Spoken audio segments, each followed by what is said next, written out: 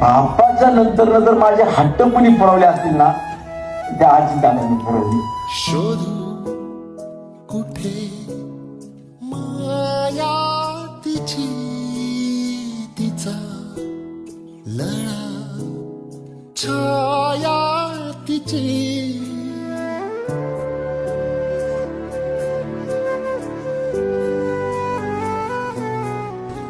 पत्रावळी सुद्धा सुनील शेळकेच्या हट्टापायी दादांनी जेवण करून गेलेला.